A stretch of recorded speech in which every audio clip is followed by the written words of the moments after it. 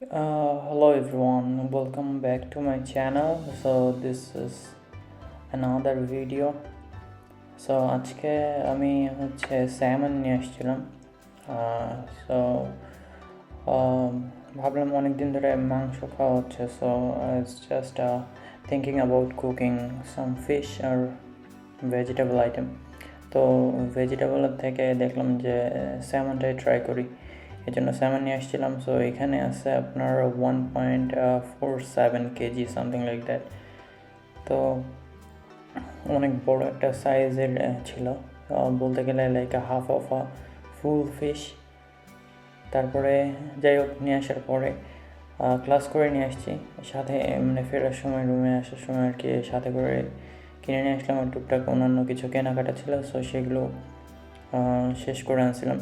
যাই হোক, আনার পরে মেইন অবস্ট্যাকল যেটা বলতে গেলে I didn't know that like যে মাছের এখানে আঁশ ছাড়ানো লাগে, মানে আঁশ ছাড়ায় না, মানে এখানে বলতে না, আসলে আমি মালয়েশিয়াতে মাছ ওরকম কিনি নাই, তো আই ডোন্ট নো লাইক মাছের ওরকম আঁশ ছাড়ানো ওখানেও থাকতো কিনা। বাট এখানে মেইন কথা যেটা আমি জানতাম না যে মাছের আঁশ এরকম থাকে। আর স্যামনের আঁশ ছোটো ছোটো হয়, যেটা মানে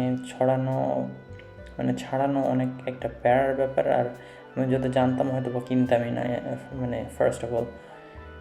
যাই হোক, তো যখন কিনছি, আর এখানে স্যামন জানি না অন্য জায়গায় কেমন, মালয়েশিয়াতেও ইট ওয়াজ ভেরি এক্সপেন্সিভ, এখানেও তাই।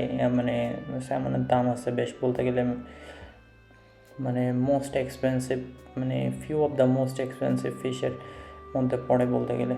যাই হোক, তো আমার সিনিয়র ছিল এক সিনিয়র ভাই, তো উনি আমাকে ডিরেকশন দিল, বললো যে এই আঁশ কিন্তু মেঝেতে পড়লে ওঠে না, আর মানে ঝামেলা আছে, সো যেখানে লাগে সেখানে ওঠে না, বিকজ ছোটো ছোটো আঁশ।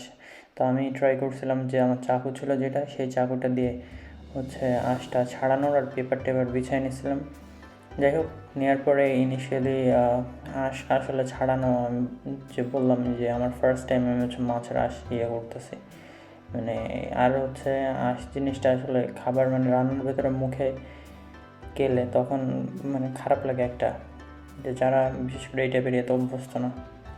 আর আরেকটা ইনফরমেশন পাইলাম, লাইক আমার যে সিনিয়র আছে উনি বললো, সো উনি নাকি ইউনিভার্সিটি অফ হেলসিঙ্কিতে কোনো একটা দিন খেতে গিয়েছিল, খেতে চেয়ে দেখে যে স্যামনই সম্ভবত ছিল, যে লাঞ্চ বা মেনু এরকম ট্রাই করতেছিল।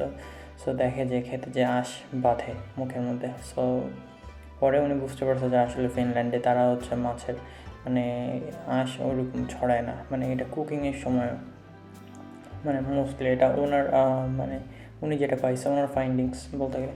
যাই হোক, এই আঁশ ছাড়ানোর ব্যাপারে আমি একটা সহজ মানে বের করছি সামহাও। সো আমি কী করছিলাম ফার্স্টে তো আঁশ ছড়ানো ট্রাই করছি, বাট দেখি যে আঁশ থেকে যায়। পরে হালকা একটু গরম পানি দিচ্ছি, গরম পানি দেওয়ার পরে ওর দেখা গেলো যে স্যামন মাছটা কিন্তু আসলে অনেক নরম হয়, so it's very tough to handle, মানে একটুতেই ভেঙে যায়। যাই হোক, আমি হালকা একটু গরম পানি দেওয়ার পরে দেখতে পেয়েছি যে আঁশটা বেশ ওপর থেকে আসতো না, মানে যে স্কিনটা থাকে স্কিনটা উপর থেকে উঠে আসতেছে।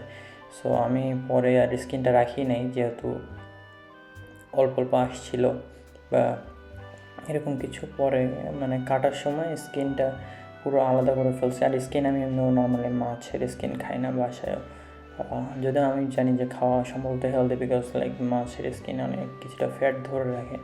সো এই জিনিসটা ইয়ার স্যামনেও তাই, কারণ আমি রান্না করতে যেয়ে দেখছি যে বেশ ভালো তেল বের হয়েছিল, মানে আমি যা তেল দিয়েছি তার থেকেও মানে বেশি। সো এই যে এখানে দেখা যাচ্ছে ভিডিওতে যে আমি যে স্কিনটার ওপর থেকে ছড়ায় ছড়ায় নিয়ে করে রাখছি। সো এটা কিন্তু গরম পানি দিয়েছে, গরম পানি না দিলে লাইক এমন হয় যে আর একটু কেয়ারফুলি তুলতে হয়, বিকজ নাহলে এমন হয় যে আমি পুরো একটা স্লাইস তুলতে যাচ্ছি, অর্ধেক স্কিনের সাথে লেগে আছে আর অর্ধেক উঠছে, এরকম একটা ব্যাপার। সো এইভাবেই পুরো মাছটা করছি, কাটছি। কাটার পরে মাছের মানে যতটা নিয়ে আসছিলাম 1.5 কেজি মাছ অনেক আসলে, মানে আমি মাছ আগে কখনো কিনি নাই। আর I was thinking about cooking in a single go, but যে এত বেশি হয়ে গেছে, পরে আমাকে মানে আমার ফ্রাই প্যানও ধরে নাই, আমার ফেজ বাই ফেজ প্রসেস করে করতে হয়েছে, মানে প্রসেস করতে হয়েছে।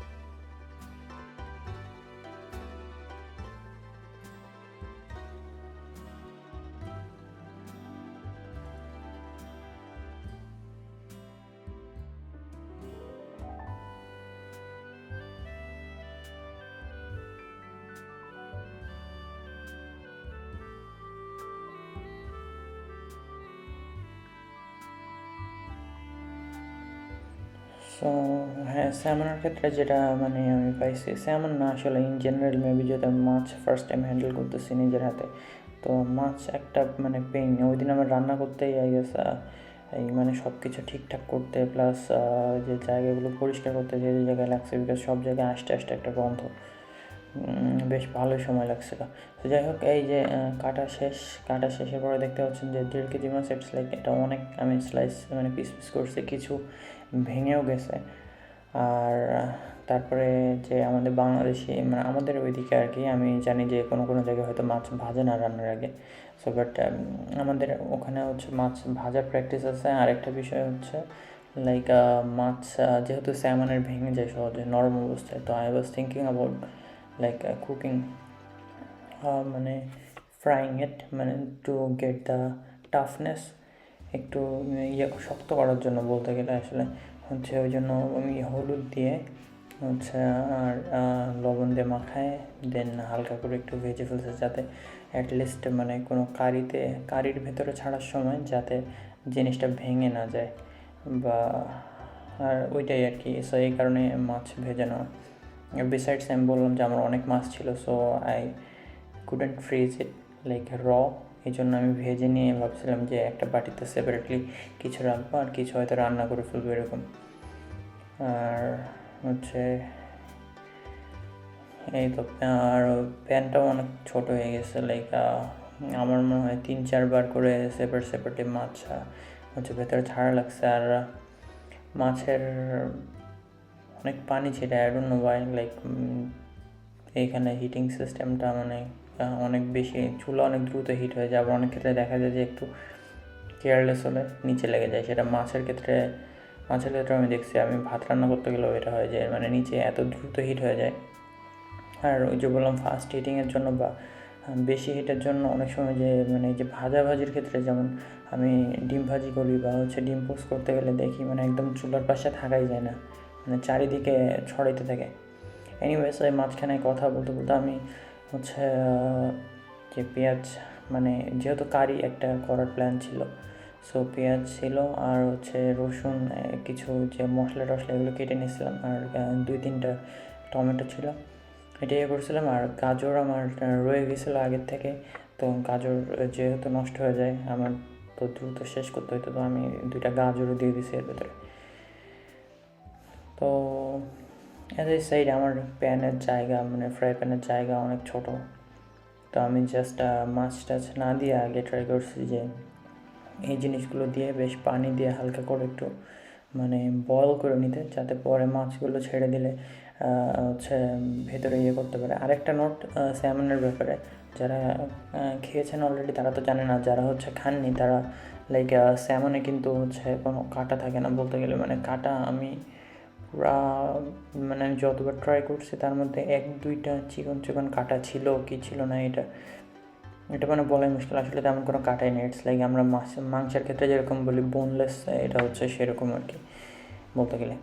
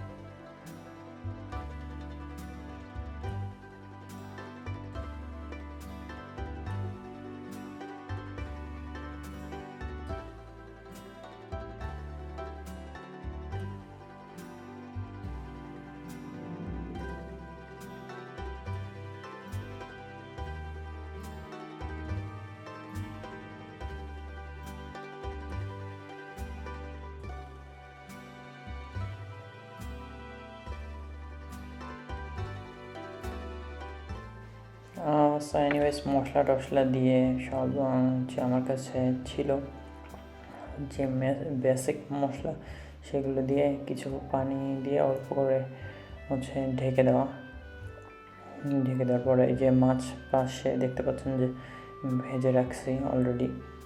তো পরে আমি কিছু সেপারেট করে ফেলছিলাম ওখান থেকে, মানে সবটা তো যেহেতু রান্না করার প্ল্যান ছিল না, সবই ফ্রাই প্যানে যাবেও না, পরে মাছের ভিতরে আসলে যে কারির যে একটা ফ্লেভার সো সেটাও ঢুকবে না, এই জন্য আমি পুরো মানে সবটা ইউজ করিনি।